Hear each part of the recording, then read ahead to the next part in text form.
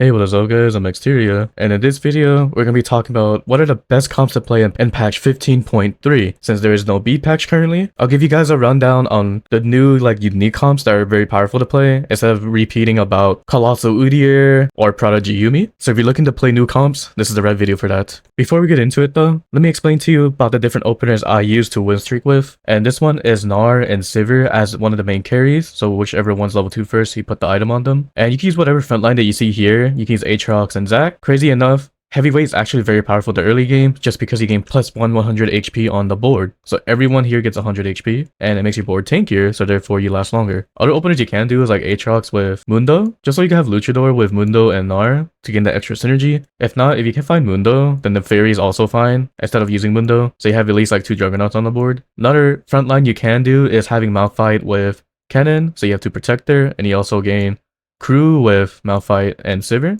Gives you lots of synergies there. Or if you really have to, you can do a +1 Bastion like Garen or Rel with Shen, since Shen also gives you Crew with Sivir, so it gives her lots of stats on that. So this is what I would do normally if I'm playing for Gnar and Sivir. And the reason why I would do this is because either I have a Shojin or IE for Sivir if she's level 2 first. If not, either Rageblade or Kraken on Gnar, which is very powerful to do. The other opener I could play here is Kalista.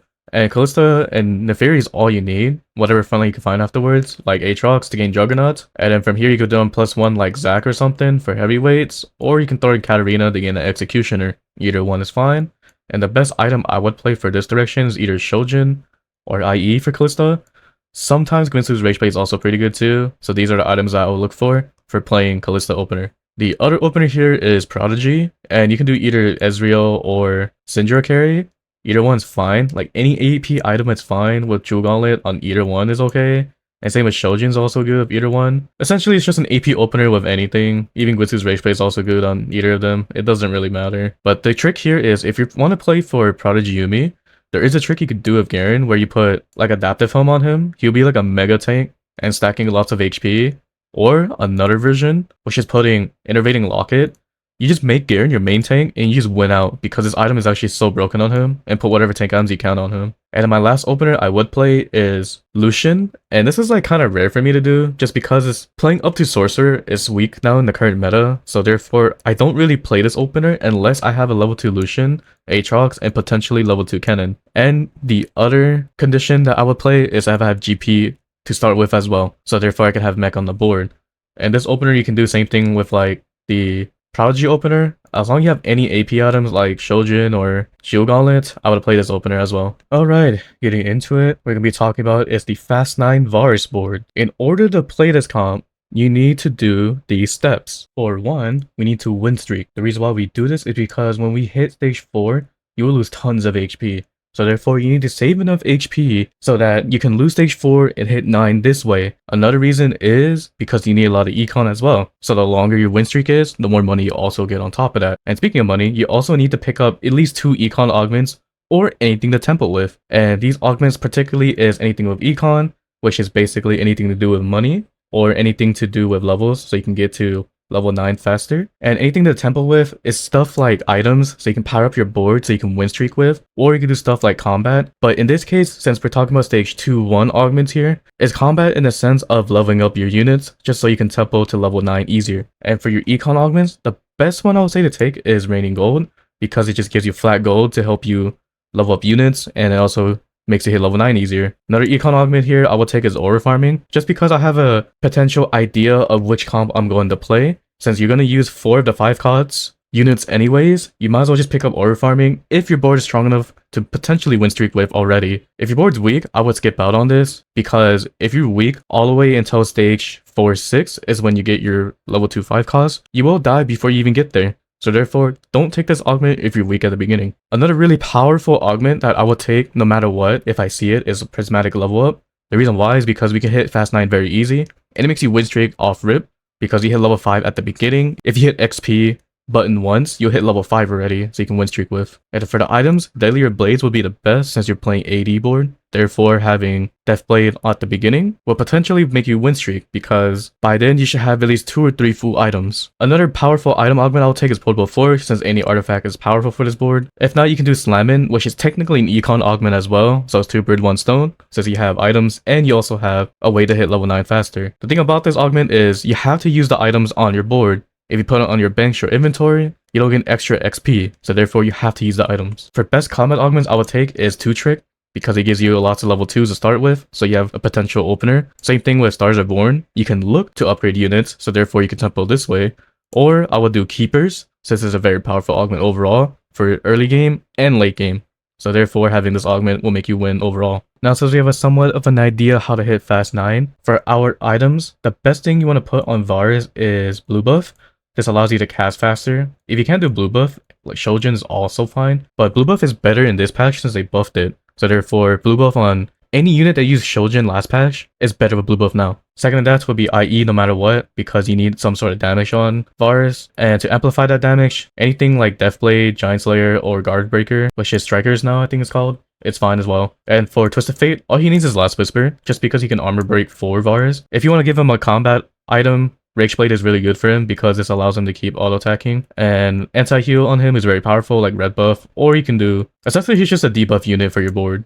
And Zyra can hold on to any AP items you find, it doesn't really matter which one, or what I like to do is stack mana items like Shojin plus Adaptive, because you want her to cast so she can give attack speed to Varus. So that's the reason why I like putting mana items on Zyra instead of damage items. And your main tank's always going to be Cassante, just because he's broken. And Braum's case, you can put these gloves or any AD items that's fine. Extra leftover tank items can go on J4. And you may notice with his positioning why I put Janna and Gnar in the front. And it's because since they are low cost units that don't really do anything, the strategist on the board allows them to gain a shield, so therefore they can help tank the board a little bit longer. So that's the reason why I like putting especially Janna in the front line, because she gains double or triple actually of the stats. So she gains, instead of a small shield, she gains even a bigger shield. And Gnar, since he's Luchador, he jumps to the backline anyways if he gets low HP, so therefore having extra frontline helps a lot. You may argue that you could put him next to Varus to gain extra AD on Varus, but Varus is so broken anyways that it doesn't matter to me in my opinion. For your fruits on Varus, the best one to put is Shadow Clone, because since you have 2 units that has Wraith on the board, it'll make the Wraith damage even higher, and it'll heal either Cassante or Varus even more. If not, you can do Demolitionist, which is okay, so it stuns the board a little bit. What I like to do is Doom Barrage, because this allows you to keep casting infinitely. If you don't have any mana items, Precision is also good. The other unit that I fruit always is Cassante, and I use Unstoppable. This one disrupts fights, so this makes Varus able to cast even more, since Cassante can last longer with this fruit. Or same thing with Resistant, either one's fine. If everything is 2-star on the board, I like to put fruit on Zyra, and the fruit I like to pick is somewhere down here, which is Mana Rush.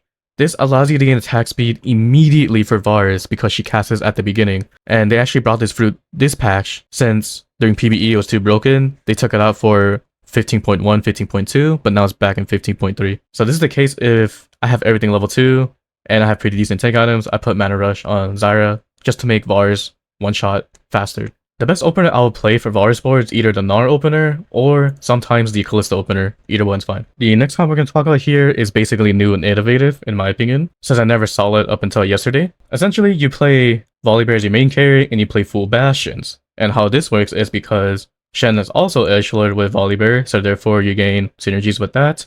And Braum is a Bastion, also Luchador with Volibear. The issue with this comp is if you don't have Braum yet, then you probably most likely will have Rel. Then you can use whatever Luchador unit like Gnar or something until you find Braum, then you get rid of Rel and switch out Gnar for Braum. This works as well. And your backline carries just to fill up the synergies. Zyra's very good support, same with TF. And whatever items you want to put on him, feel free to do so, doesn't matter which one. But essentially for Volibear items, you have to have a Kraken for him to do extra damage, and his Therax is really good. +1 item like Titans or Bloodthirster. Sometimes I see QSS, but in my opinion, I feel like QSS is kind of useless on him. Most of the time it'll be Titans, and the reason why is because the fruits that you get on him is best with Titans. And for your main tank is going to be Leona with whatever debuff items you can get, like Sunfire, even Shroud, just so you can have armor break for Volibear, and Spirit is really good on her, just so she can get extra healing. Braum can on to extra 80 items like BT, IE, or Sterax, either one's fine. If not, you could do something like these gloves is also great on him, since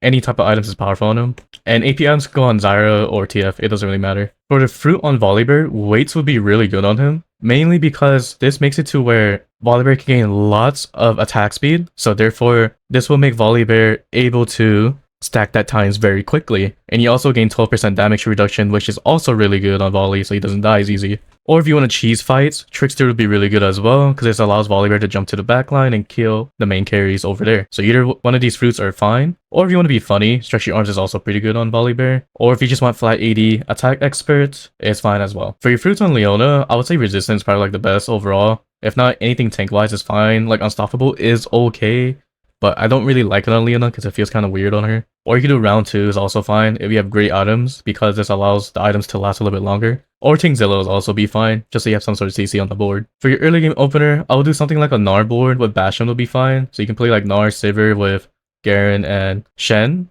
Or better yet, if you have a Xayah start, this is also great as well. Then you can do Kraken, go to Rage Play start on her, and she'll just like win streak you pretty hard since Xayah is a really good attack speed unit. This next comp, most of us already somewhat know how to play this comp, but essentially, I would rather play this comp from a level 8 angle, is because I've actually had a game where my Senna 2 just outbeat a guy playing Senna 3, and the reason for that is because in order for Senna 3 to be super powerful, you need a Yasuo 3, and technically Yasuo is the better carry here. So Senna 3 is kind of fake, but Yasuo 3 is super powerful. Probably the best 3 cost level 3 out there. So if you do want to play reroll Senna, then you have to play for Yasuo carry instead of prioritizing Senna. But most of the time, I would just rather play for the level 8 board, and you don't have Lee Sin here, but you have the rest of these units, and at level 9 you throw out Lee Sin. For your items you want to put on Rise, always Archangel Staff is his best item, Voice Staff is second best, and then whatever +1 you can find like Death Cap or Gunblade. For Senna's case, Blue Buff or Shojin is fine, and I always like to do some sort of sword item like Deathblade or Giant Slayer, and I always like to do amplification, such as Strikers is really powerful on Senna. And just put whatever tank items you can on Udyr. I like doing Even Shroud for Senna, just so she can do extra damage. And you can do whatever leftover items on either Akali or Yasuo, either one's fine, and leftover tank items on J4. That's essentially about it for this board. For your fruits on Rise, the best one's either Icebender, which is probably like the best for main carry Rise, or Stormbender, if you are playing for Stormbender as well on Senna, because if you have level 2 Stormbender, you just annihilate the board pretty quickly. If not, you can do like Shadow Clone is also okay on Senna, but if you're playing for level 2 Senna only, I say Precision is probably like the best one. Even if you have mana item, this does give her lots of damage. Or if you don't have Voice Staff or even Shroud on the board, then Sky Piercer, just put Rise right next to Senna, and this is really good as well. Or Efficient is also really good for 2-star Senna, just so she can keep casting more. The best opener I like to play for this board specifically is Lucian opener, because you can start with Mech already, and Lucian's really good at holding on to AP items, so you can put Archangel Staff on him if you want as well.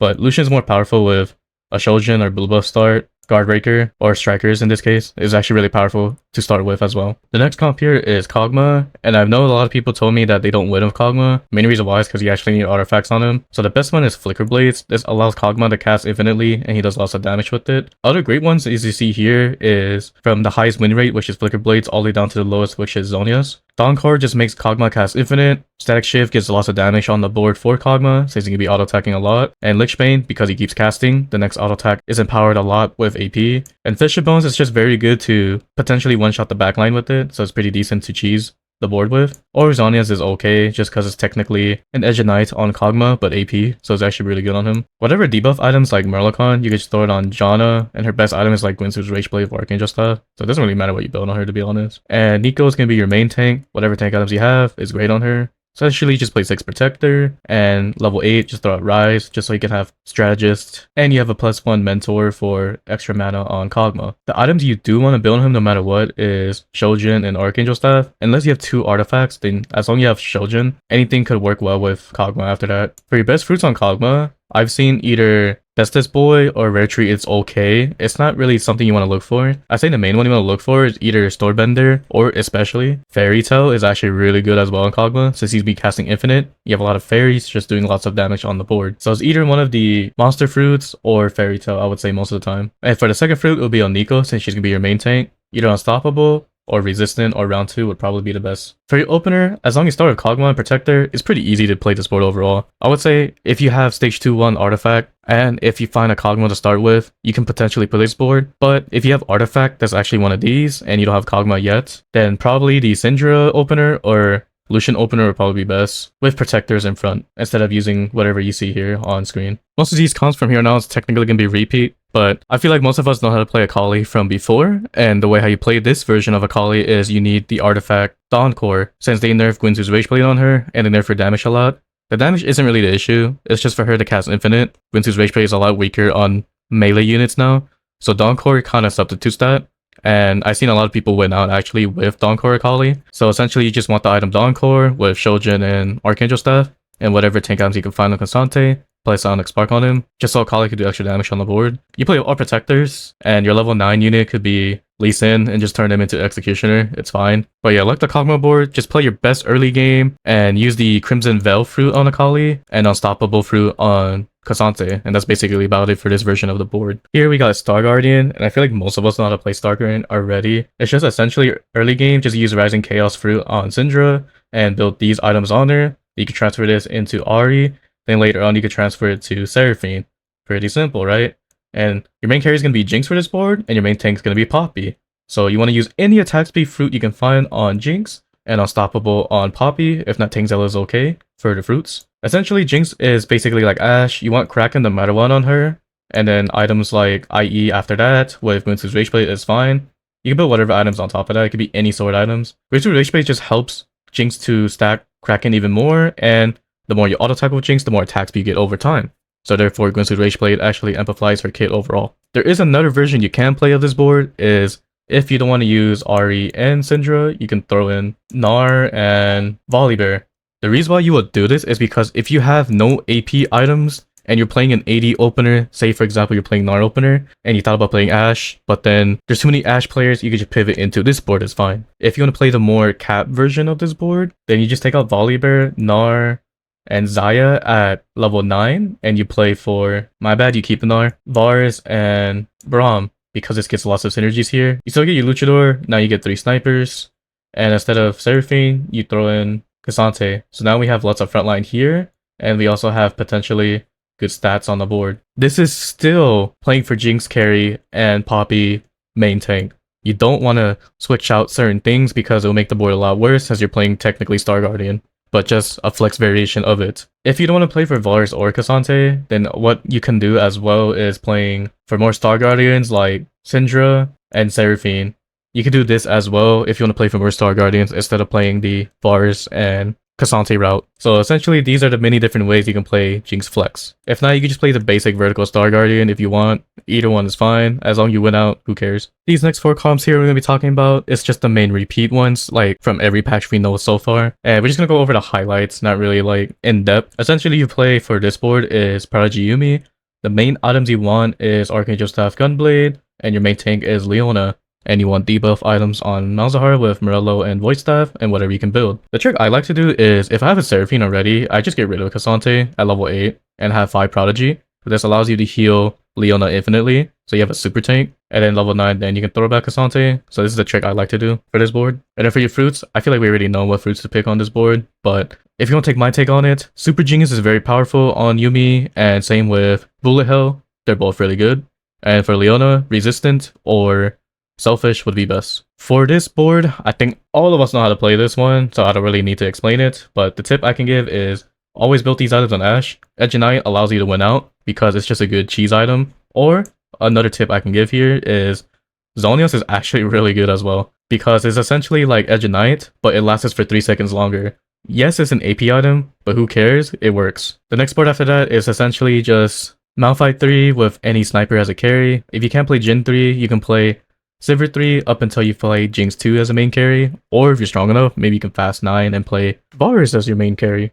And if you can't level 3 Kennen, just use Rakan instead. Either one's fine. It's just mix and match with whatever carries you can do here. And 8 Soul Fighter, I would say, is only good in the case of if you're win streaking and if you can somehow have Emblem, because this allows you to cap the board even better with Braum and Volibear. And technically, like I said at the beginning of the video, blue buff is better than Shojin on Samara, but most of the time you probably build Shojin early game for Kalista so you can win out in the early game. And that's basically about it for all the comps and patch 15.3 you can play the climb with. If you have any questions about any of the comps, just let me know in the comment section down below. Until then, I'll see you guys in the next one. Later.